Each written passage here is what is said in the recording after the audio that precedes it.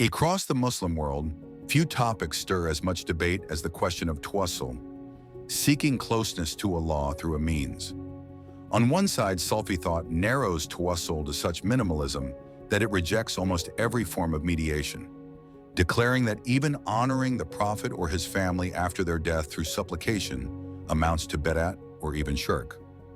On the other side, mainstream Shia devotion elevates Tawassul into a system where supplication is often explicitly directed to the Prophet and the Imams by name, embedding these calls so deeply that they define communal identity and piety. Where does the truth lie? For guidance, we must begin not with later polemics, but with the earliest and most authoritative sources, the Qur'an itself, in the supplications and teachings preserved from the Prophet's family, the al-Bayt. It is here that a middle path begins to emerge, one that safeguards pure Tawheed while still honoring the Prophet and his family in a manner that never compromises God's exclusive authority. Yet unfortunately, this middle path is not really practiced as a coherent ideology today. In this video, we will delve deeper into the details of Tawassul. Let us begin. The Quran is categorical and emphatic. Supplication, or calling out, is to be directed to none but Allah. This theme is repeated throughout the book in verses that leave little room for ambiguity. One representative example is found in Surah Al-Jinn, and that the mosques are for Allah, so do not call upon anyone alongside Allah. This is not an isolated statement. It represents a consistent Quranic principle. All calls, pleas, and invocations are to be directed to the Creator alone. The Quran does, however, speak of seeking a wasila, means to Allah. O you who believe, be mindful of Allah and seek the means to Him. But what is this wasila? For its explanation, we must turn to the teachings of the al-Bayt. Imam Ali, in a sermon preserved in Nahj al-Balagha, explains, the best means, wasila, through which seekers can seek nearness to Allah, the glorified, are faith in Him and His Messenger, striving in His path, for that is the peak of Islam. He then continues to mention other aspects of Islamic practices as valid means through which Allah should be supplicated to. In Dua Kumail, also transmitted from Imam Ali, the supplicant pleads with God, and he seeks Tawassul to you through your lordship. Here, Tawassul is directed to Allah through His own attributes, not by addressing other beings alongside Him. Over time, however, the dominant forms of Tawassul in Shia practice moved in a different direction. Today, one of the most popular prayers is Dua al-Tawassul, recited weekly in mosques and homes every Tuesday night. It directly addresses the Prophet and each of the Imams in turn, asking them to intercede. Other famous supplication, Dua al-Faraj, contains a statement, Ya Muhammad, Ya Ali, Ikfiani, suffice me, and the widespread slogan, Ya Ali Madad, O Ali, help me, similarly appeal directly to the Imams. Questioning the origins and validity of such du'as is considered taboo. Over time, this has fostered a devotional culture in which many Shia Muslims address not only the Imams directly, but also their revered relatives, such as Abul Fadl al-Abbas, Lady Masuma of Qum, and others, with firm conviction that they can respond to their pleas. Many of these du'as, however, are relatively recent compositions, often transmitted without chains. Many of the supplications now regarded as central to Twelver Shia practice were not recorded in surviving texts until centuries after the Imams, even though later compilers attribute them, directly or indirectly, to the Imams.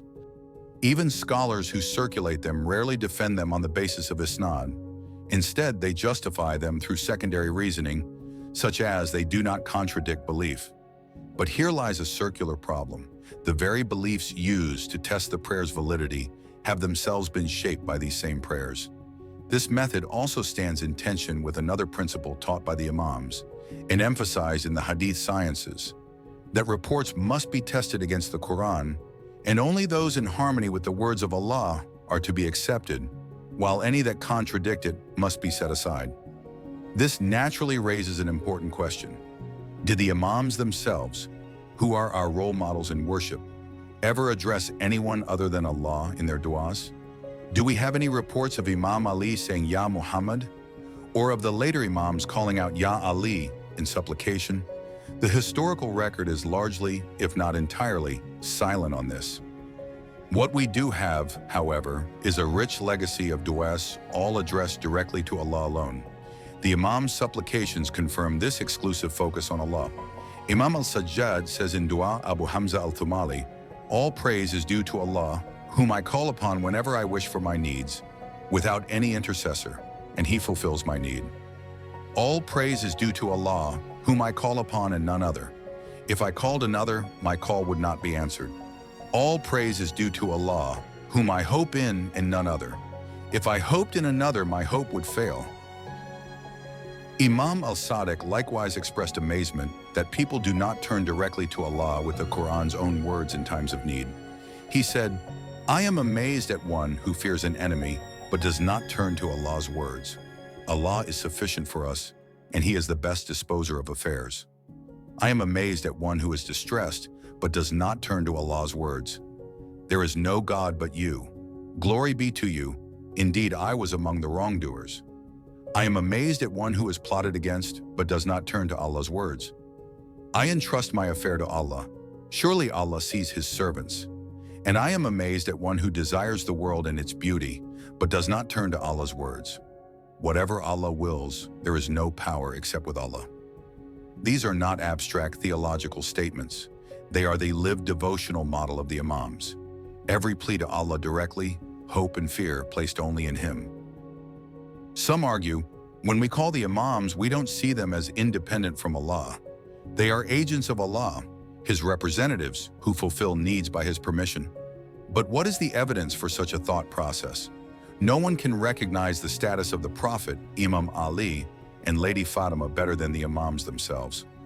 If proper recognition of these holy personalities required or encouraged calling upon them, then the Imams would have been the first and most frequent proclaimers of Ya Ali Adrikni, O Ali, help me. Yet this is not the case at all. In fact, the opposite is true. The more one grasps the lofty station of these immaculate beings, the more one's reliance and hope rests solely on Allah. At this point, we might raise a question. If we must adhere so strictly to excluding everyone but Allah from our supplications, then how do we honor the legacy of the Prophet?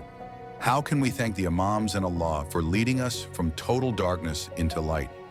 How do we express our love and loyalty to them, especially in times of distress and need? Does a child not always run to his parents for comfort?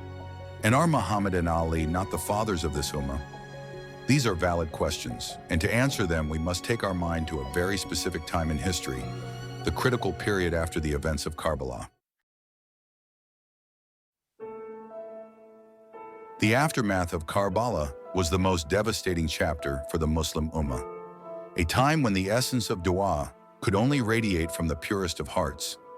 In that darkness stood the fourth Imam, Zayn al-Abidin, whose immaculate heart gave us the wonder we now call al-Sahifa al-Sajadiyah, the Psalms of Islam, the ultimate and most authentic blueprint for calling upon the Creator. Within this masterpiece lies a supplication devoted specifically to seeking needs, and at its very climax, recited in Sajda, the Imam utters words that bring us as close as possible to the most pristine essence of supplication. فَأَسْأَلُكَ بِكَ وَبِمُحَمَّدْ وَآلِهِ صَلَوَاتُكَ عَلَيْهِمْ أَلَّا تَرُدَّنِي خَائِبًا. So I ask you, by you and by Muhammad and his family, may your blessings be upon them, not to turn me away disappointed. Here, the Imam prostrates and pleads only to Allah, asking by the sanctified right of the Prophet and his family, an authentic expression of Tawheed and Wasila combined. In the most pressing moments of need, as seen in the Karbala aftermath, in a prayer specifically for needs, and in prostration when a servant is closest to the Creator, the Imam teaches us to seek Wasila by the right of Muhammad and the family of Muhammad. This is the pinnacle of Tawassul, and it reflects how Allah has honored them by making their remembrance and their right a means for His mercy.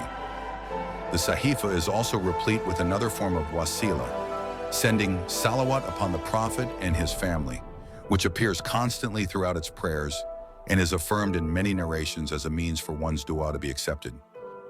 And it is here that we recall the hadith, Whoever has a need from Allah, let him begin with salawat upon Muhammad and his family, then ask for his need, and then conclude with salawat upon Muhammad and the family of Muhammad. For Allah is too generous to accept the two ends and leave aside what is in between. The debate over Tawassul is not about whether we love and honor the Prophet and his family. The Qur'an itself commands us to do so. The question is how we honor them while preserving Allah's exclusive right to be called upon. Based on the earliest and most authentic sources, the foundation of all du'as is addressing Allah alone. Acceptable forms of wasila include faith in Allah and His Messenger, our own righteous deeds, the Prophet and al-Bayt, by asking Allah through their right and following their guidance, and abundant salawat upon them. Any prayer that directly calls on others does not reflect the method taught by the Imams. Deviating from their formula risks breaching the delicate line between pure and corrupted tawheed and undermines the very legacy the Imams suffered to preserve. To truly love the Prophet and his family is to follow their example, turning directly to Allah in every plea, while honoring them as the greatest wasila to His mercy.